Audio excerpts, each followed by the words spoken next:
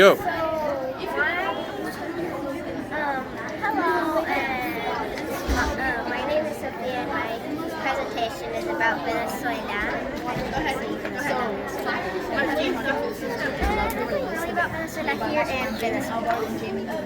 And the front page on this says Venezuela.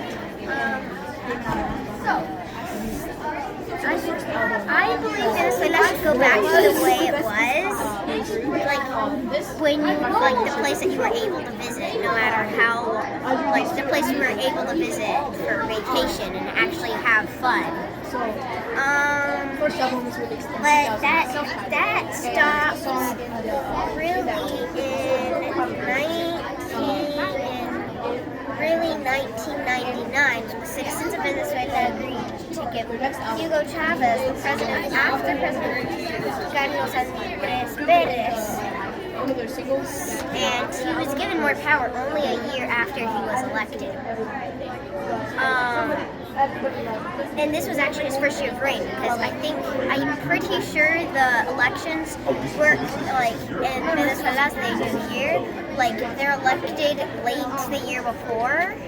So this was actually his first year of actually being president. And then the U.S. actually sent parties of people working for the U.S. government to try to remove Chavez because he was bringing corruption to the country, and he was actually trying to get rid of all of the. He's actually trying to make the poor people stronger and more power than the rich people. So the rich people just moved away, which was one of the reasons why the economy dropped in the year 2011. I'll get to that later. And then Hugo Chavez dies of cancer, and he actually claims that the U.S. had the technology to give him cancer. And I say, how could that be? Because if that was possible, the U.S. would probably have given many people cancer already. Such as, I don't know, if they were doing that right now, they might have used, if they actually had the technology, then they could possibly use it against Russia right now in the war with Ukraine. And then Nicolas Maduro becomes president the same year he dies, because someone has to take. And Maduro was actually handpicked by Chavez, and Maduro was the vice president while Chavez was president. And then Maduro corrupts an election, or stays president due to a rigged election in 2019. Same thing happens in 2024, and according to Arcgis.com, the specific story being what you can access at 2017-2021.state.gov something like Venezuela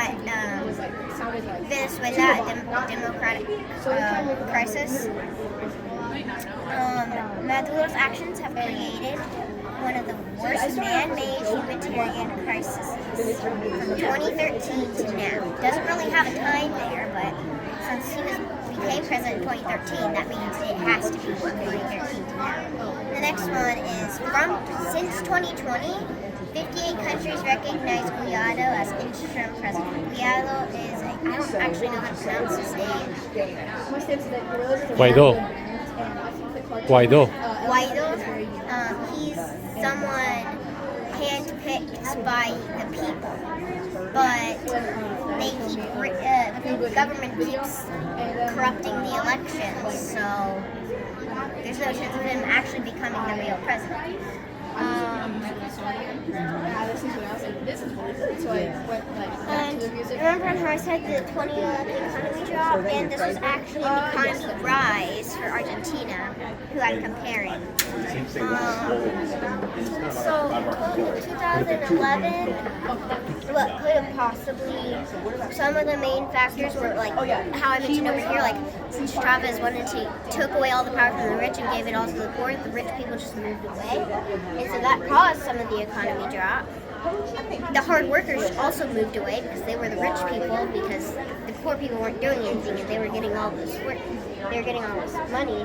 And not only that, but the price for oil dropped, and that was Venezuela's main source of income. They rise back into 2012, but the damage had been done.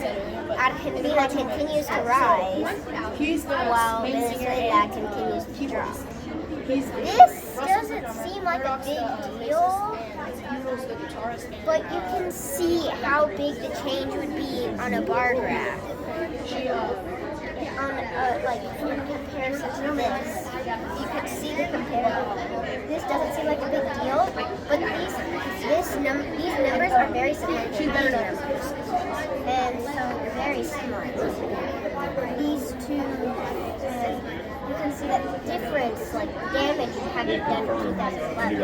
And 2011 was here with the biggest gap, while 2009 was here with the smallest gap. So what you could do is so I made a graph to see the comparison. 2009, of course, as you can see here, we're the smallest graph.